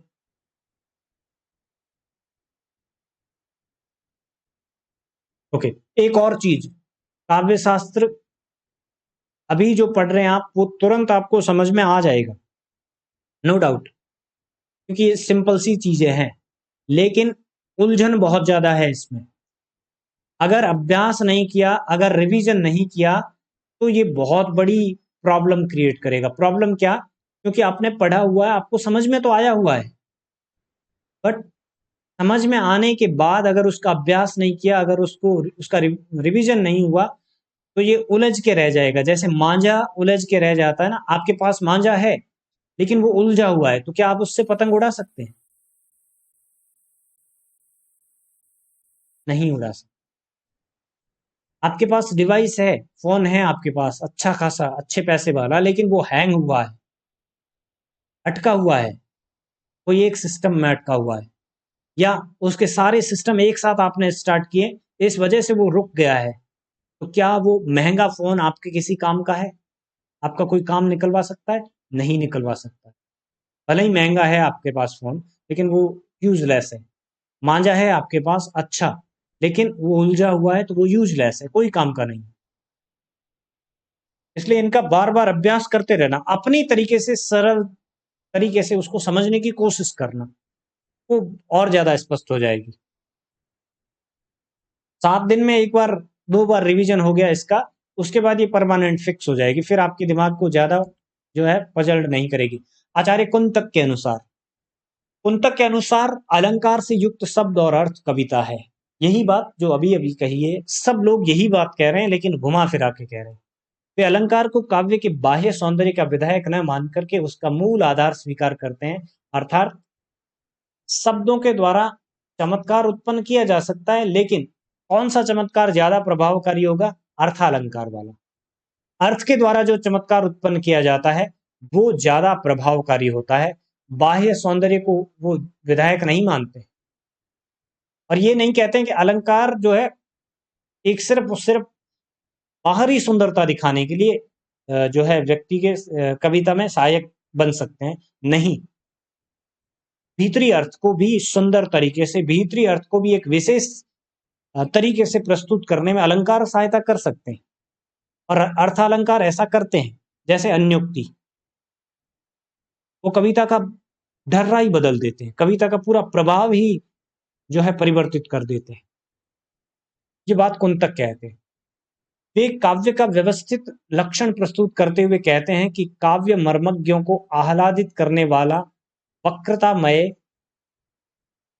ये वक्रतामय का मतलब क्या, टेढ़े मेढ़े तरीके से, पजल्ड तरीके से कविता में शब्दों के द्वारा चमत्कृत करके, जैसे आप केशवदास की कविता पढ़ते हैं, अजा सहेली तासुरिपुता जननी भरतार, शब्दों के द्वारा घुमा फिरा के कविता में उलझा दिया है, ये वक्रतामय है तरीका। कवि कौशल युक्त रचना, कवि कौशल क्या, अलंकार, शब्द शक्ति, छंद, इन चीजों का एक युक्ति युक्त तरीके से इस्तेमाल करना, ये कवि कौशल युक्ति है। कवि कौशल युक्त रचना में स्थित शब्द और अर्थ ही कविता है। सारी बातों का मिश्रण कर देते हैं आचार्य कुंतक। शब्द और अर्थ अगर योजनाबद्ध तरीके से, विशिष्ट तरीके से, कविता करने के उच्चतम कौशलों का इस्तेमाल करते हुए, कवि के अंदर जो स्किल्स होनी चाहिए उन तमाम स्किल्स का यूज करते हुए अगर कोई रचना प्रस्तुत की जाती है तो वो श्रेष्ठ काव्य रचना है। कुंतक इन सारी चीजों को, अभी तक जितने भी आचार्य कवियों ने अपने अपने मत रखे, उन सारे मतों को जोड़ के बात कहते हैं। वक्रता कब आएगी रचना में, जब आप अलंकारों का इस्तेमाल करते हैं। कैसे अलंकार, शब्द अलंकार, शब्द अलंकारों के द्वारा ही वक्रता आती है कविता में। वो जो पजल्ड कविता होती है ना, जो आपको उलझा के कविता के अर्थ में कहीं ना कहीं आपको जो है टाइम बिताना पड़ता है उसका अर्थ निकालने के लिए, क्योंकि शब्दों में निहित होता है अर्थ, और शब्दों को इस तरीके से प्रस्तुत किया जाता है कि आप शब्दों के क्रम को सेट करने में, जैसे मैंने अभी कविता पढ़ी, अजा सहेली तासुरिपु ताजन्नी भरतार, ताके सुत के मिंत को भजतू बारंबार। शब्दों का क्रम इस तरह से सजाया गया है, शब्दों में एक ऐसी पजल डाली गई है कि उस पजल को जब तक आप सॉल्व नहीं कर लेते हैं आपको अर्थ की प्राप्ति नहीं होती है, और जब आप अर्थ की प्राप्ति करते हैं तो एक विशेष प्रभाव आप पर वो जो है कवि छोड़ता है। वो विशेष प्रभाव क्या है, आपको आह्लादित कर दिया है, आपको चमत्कृत कर दिया है उस रचना ने। आप ये कहने लगते हैं अरे वाह, ये अर्थ निकल के आ रहा है, मैं तो इसका अर्थ कुछ और ही समझ रहा था, अजा सहेली तासुरिपु, मैं इसका अर्थ कुछ और ही समझ रहा था, लेकिन अर्थ, मूल अर्थ इसका ये है। इसको कवि अपने कौशल के द्वारा, कवि के कौशल क्या है, वक्रता, टेढ़ापन, पजल्ड तरीका जो उसने इस्तेमाल किया है, शब्दों का साहचर्य इस तरीके से स्थापित किया है कि वो रचना में उसके विशिष्टता को दिखाता है। इन सब को उचित शब्द और अर्थ के साथ अगर कोई प्रस्तुत करता है तो वो कविता है। ये कविता के व्यवस्थित लक्षण प्रस्तुत किए हैं आचार्य कुंतक ने। क्या लिखते हैं, सब ध्यान रखना, वही पुरानी बातें सारी की सारी मिलके यहां पर आ रही हैं। शब्दार्थो सहितो, शब्दार्थो सहितो काव्यम, बात भामा कह चुके हैं। वक्र कवि व्यापार शाल निबंधे, अर्थात वक्रतामय तरीके से। दूसरी बात जो एक आचार्य कवि ने कही है कि अलंकार ही कविता की क्या है, मूलभूत चीज है। अलंकार कैसे, शब्द अलंकार, अर्थ अलंकार, बात वहीं पहुंच गई आचार्य भामा तक। शब्द और अर्थ का सही साहचर्य कविता है।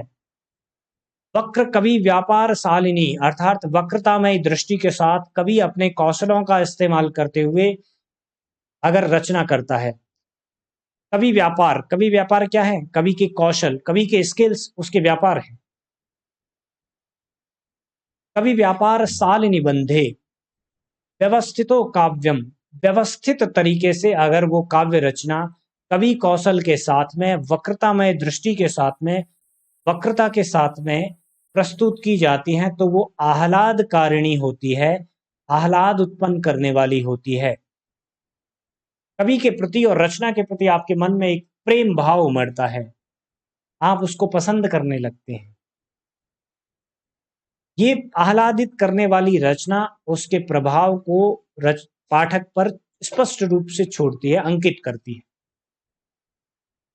तमाम लोग जो अलग अलग परिभाषाएं दे रहे थे अभी तक, उन सब की परिभाषाओं को मिला के आचार्य कुंतक ने एक परिभाषा तैयार की। शब्दार्थो सहितो वक्र कवि व्यापार साल निबंधे, व्यवस्थितो काव्यम तद वि आह्लादकारिणी, जिससे आह्लादकारिणी कविता प्रकट हो, इससे शब्द और अर्थ के सहित बंद को, शब्दार्थों सहित हो, वक्र कवि व्यापार शालिनी, वक्रतामयी दृष्टि हो और कवि अपने तमाम कौशलों का इस्तेमाल करे, उसको व्यवस्थित तरीके से, उसको व्यवस्थित करते हुए कोई रचनाकार अगर आह्लाद कर देने वाली रचना करता है तो वो रचना उचित काव्य कहलाती है, प्रभावशाली काव्य कहलाती है। ये बात कुंतक कहते हैं अपनी रचना वक्रोक्ति जीवितम नाम के काव्य संग्रह में। काव्यांग विवेचन की रचना है। क्लियर? कोई डाउट है इसमें?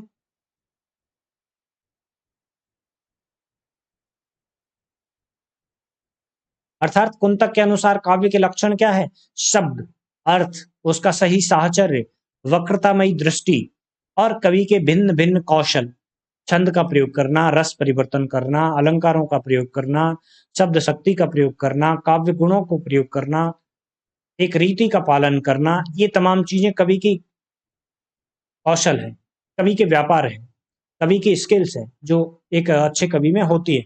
इन सब का प्रयोग करते हुए अगर कोई आह्लादकारिणी रचना कवि करता है जिसके प्रति हर एक पाठक के मन में प्रेम जागृत हो, ऐसी रचना कोई कवि करता है तो वो कविता काव्य कहलाती है। ये बात आचार्य कुंतक लिखते हैं वक्रोक्ति जीवितम नामक ग्रंथ में, जो कि उनका काव्यांग विवेचन से संबंधित ग्रंथ है। It clear?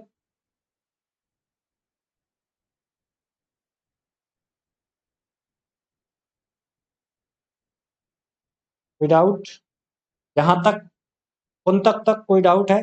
कुंतक ने मिला जुला के अंतिम परिभाषा एक तरीके से दे दी है, लेकिन वाद विवाद तब भी चलते रहे, लगातार ये बातें चलती रही।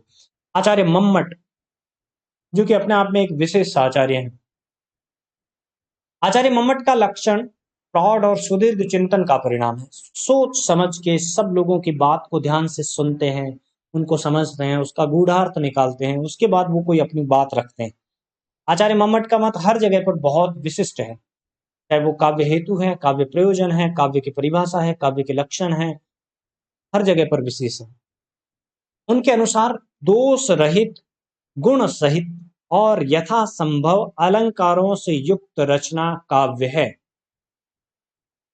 रचना मतलब शब्द और अर्थ, शब्द और अर्थ जिसमें अलंकार है, गुण है, दोषों से मुक्त है, ऐसे शब्द और अर्थ कविता कहलाते। सिंपल सा फॉर्मेट दिया है और कविता की परिभाषा भी बहुत छोटी सी और सरल सी।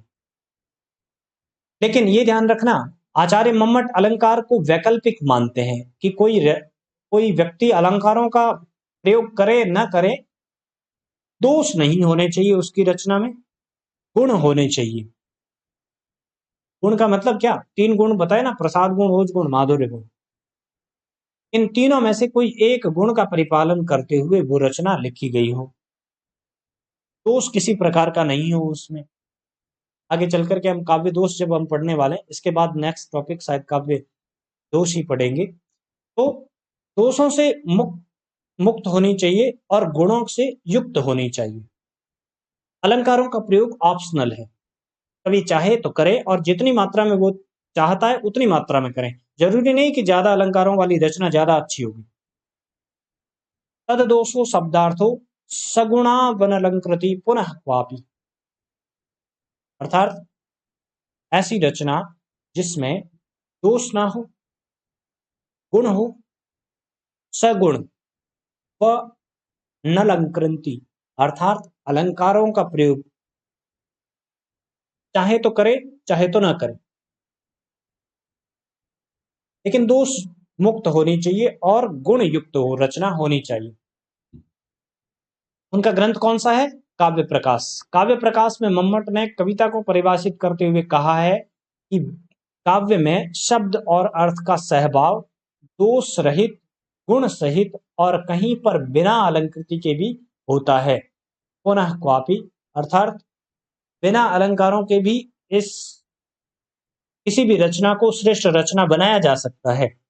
अलंकार पूरी तरीके से ऑप्शनल है, वैकल्पिक है। रचनाकार जरूरत माने तो वो अपनी रचना में अलंकारों का प्रयोग करे, नहीं जरूरत मानता है, अगर अलंकारों के प्रयोग करने से कोई प्रकार का दोष उत्पन्न होता है रचना में, तो बिना अलंकारों का प्रयोग किए भी वो अपनी एक रचना कर सकता है जो श्रेष्ठ रचना हो सकती है। करेक्ट। ये आचार्य मम्मट के अनुसार परिभाषा है। तद दोषो शब्दार्थो सगुणा वनलंकृति पुनः क्वापि। अदोष का मतलब क्या? काव्य दोष। जैसे कौन कौन से काव्य दोष होते हैं? जनरल से क्लिष्टत्व, श्रुति कटुत्व, ग्राम्यत्व, अश्लीलत्व, ऐसे दोष है, ये काव्य के दोष गिने जाते हैं। ये दोष नहीं होने चाहिए, इन दोषों से मुक्त होनी चाहिए। और गुण का तात्पर्य क्या है? माधुर्य, ओज, समता, समाधि, श्लेष इत्यादि ये गुण है। जो 10 गुण बताए हैं ना आचार्य भरत मुनि ने, उन गुणों में से कोई गुण कविता में मौजूद होना चाहिए। और मूलतः 3 गुण बताए गए हैं, प्रसाद, ओज और माधुर्य, और उन्हीं 3 पर 3 रीतियां आधारित हैं। वैदर्भी, गौड़ी, पांचाली। पांचाली किस काव्य गुण की द्योतक रीति है? प्रसाद गुण। और गौड़ी ओज गुण। ओज गुण। आगे पीछे कौन बच गया? माधुर्य गुण। माधुर्य की कौन सी? वैदर्भी रीति। चलिए, कोई डाउट है यहां तक? आचार्य कुंतक और मम्मट दोनों ही महत्वपूर्ण है इस संदर्भ में। दोष और गुणों की रचना, गुणों की योजना की बात कौन करता है? आचार्य मम्मट करते हैं। रचना कैसी होनी चाहिए? दोष मुक्त होनी चाहिए, गुण युक्त होनी चाहिए। गुण कौन से? जो वाल्मीकि मुनि के द्वारा बताए गए हैं उनमें से कोई गुण। और जनरली 3 गुणों में रचना जो है एक अपना ओज, अपना प्रभाव छोड़ देती है। वो है प्रसाद, माधुर्य और ओज गुण।